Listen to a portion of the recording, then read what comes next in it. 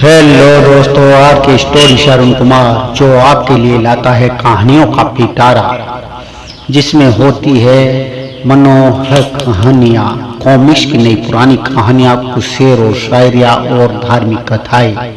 धार्मिक कथाओं में आप सुन रहे हैं महाशिव पुराण। महाशिव पुराण में बहुत सारी संहिताएं हैं और इन संहिताओं में से आप सुन रहे हैं श्री रुद्र संहिता में अध्याय 12। तो इस अध्याय 12 में देवताओं को उपदेश देना बताया गया है, इसका वर्णन किया गया है। तो आइए सुनते हैं अध्याय 12 श्री रुद्र संहिता में महाशिव पुराण। नारद जी बोले, ब्रह्मा जी आप धन्य हैं, क्योंकि आपने अपनी बुद्धि को शिव चरणों में लगा रखा है। कृपया कर इस आनंद में विषय का वर्णन विस्तार उन्हें कीजिए। ब्रह्मा जी ने कहा, हे नारद, एक समय की बात है, मैंने सब ओर से देवताओं और ऋषियों को बुलाया और क्षीर सागर के तट पर भगवान शिव की स्तुति कर उन्हें प्रसन्न किया। भगवान विष्णु प्रसन्न होकर बोले, हे ब्रह्मा जी एवं अन्य देवगणों, आप यहाँ क्यों पधारे हैं? आपके मन में क्या इच्छा है? आप अपनी इच्छा बताइए, मैं निश्चय ही उसे दूर करने का प्रयत्न करूंगा। यह सुनकर ब्रह्मा जी बोले, हे भगवान, दुखों को दूर करने के लिए किस देवता की सेवा करनी चाहिए? तब भगवान विष्णु ने उनके प्रश्न का उत्तर देते हुए कहा, हे ब्राह्मण, भगवान शिव शंकर ही सब दुखों को दूर करने वाले हैं। सुख की कामना करने वाले मनुष्य को उनकी भक्ति में सदैव लगे रहना चाहिए, उन्हीं में मन लगाए और उन्हीं का चिंतन करे। जो मनुष्य शिव भक्ति में लीन रहता है, उन्हीं में मन लगाइए और उन्हीं का चिंतन करे। जिसके मन में विराजमान है वह मनुष्य कभी दुखी नहीं हो सकता। पूर्व जन्म में किए हुए पुण्यों एवं शिव शक्ति से ही पुरुषों को सुंदर भवन, आभूषणों से विभूषित स्त्रियां, मन का संतोष, धन संपदा, स्वास्थ्य, शरीर, पुत्र, कलौकिक प्रतिष्ठा, स्वर्ग के सुख एवं मोक्ष प्राप्त होता है।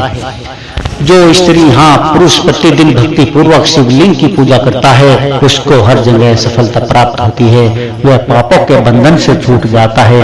ब्रह्मा जी एवं अन्य गणों ने ब्रह्मा जी को भगवान विष्णु के उपदेश को ध्यान पूर्वक सुना। भगवान विष्णु को प्रणाम कर कामनाओं की पूर्ति हेतु उन्होंने शिवलिंग की प्रार्थना की।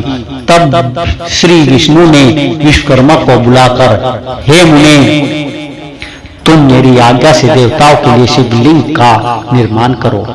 तब विश्वकर्मा ने मेरी और श्री हरि जी की आज्ञा को मानते हुए देवताओं के लिए उनके अनुसार लिंगों का निर्माण कर उन्हें प्रदान किया।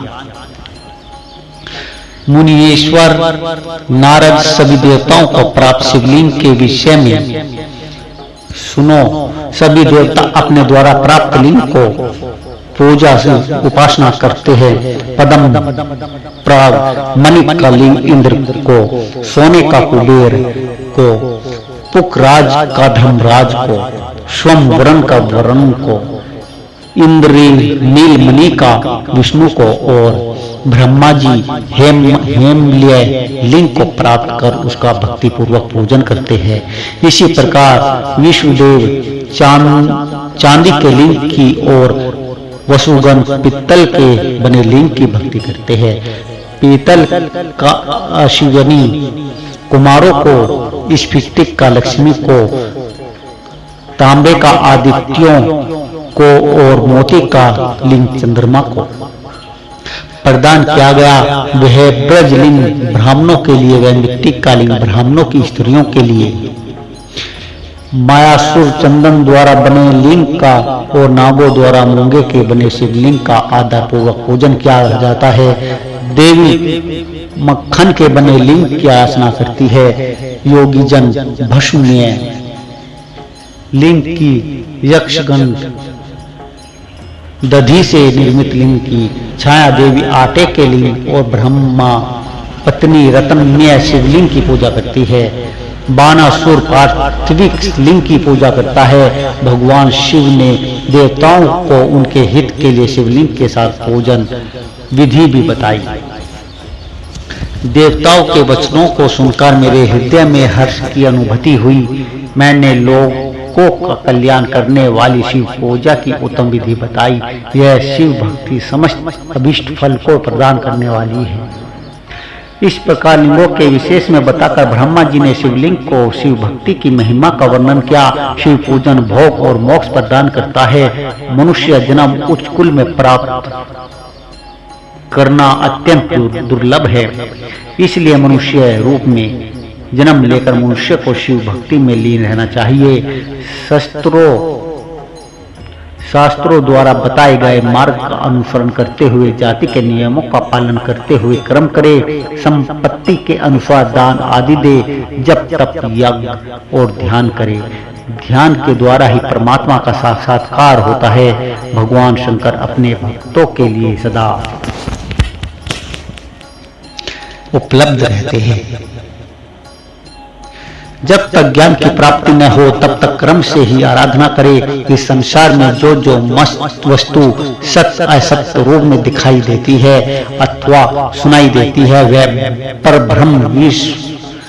ब्रह्म शिव रूप है। तत्व विज्ञान न होने तक देवी की मूर्ति का पूजन करे। अपनी जाति के लिए अपनाए गए क्रम का प्रयत्न पूर्वक पालन करे। आराध्य देव का पूजन श्रद्धा पूर्वक करे, क्योंकि पूजन और दान से ही बीमारी सभी का विघ्न में बाधाएं दूर होती है। जिस प्रकार मेले कपड़े पर रंग अच्छे से नहीं चढ़ता परंतु साफ कपड़े पर अच्छी तरह से रंग चढ़ता है, उसी प्रकार देवताओं की पूजा अर्चना से मनुष्य का शरीर पूर्णतः निर्मल हो जाता है। उस प्रकार ज्ञान का रंग चढ़ता है और वह भेदभाव आदि बंधनों से छूट जाता है। बंधनों से छूटने पर उसके सभी दुख दर्द समाप्त हो जाते हैं और मोह माया से मुक्त मनुष्य शिव पद प्राप्त कर लेता है। मनुष्य जब तक गृहस्थ आश्रम में रहते हैं तब तक सभी देवताओं में श्रेष्ठ भगवान शंकर की मूर्ति का प्रेम पूर्वक पूजन करते हैं। भगवान शंकर की सभी देवों के मूल है। उनकी पूजा से बढ़कर कुछ भी नहीं है। जिस प्रकार वृक्ष की जड़ में पानी से सींचने पर जड़ एवं शाखाएं सभी तृप्त हो जाती है, उसी प्रकार भगवान शिव की भक्ति है। अंत मनोवांछित फलों की प्राप्ति के लिए शिव जी की पूजा करनी चाहिए। अभिष्ट फलों की प्राप्ति तथा सिद्धि के लिए समस्त प्राणियों को सदैव लोक कल्याणकारी भगवान शिव शंभु का पूजा करना चाहिए। बोलिए शिव शंभु भोलेनाथ की जय। आदिदेव महादेव की।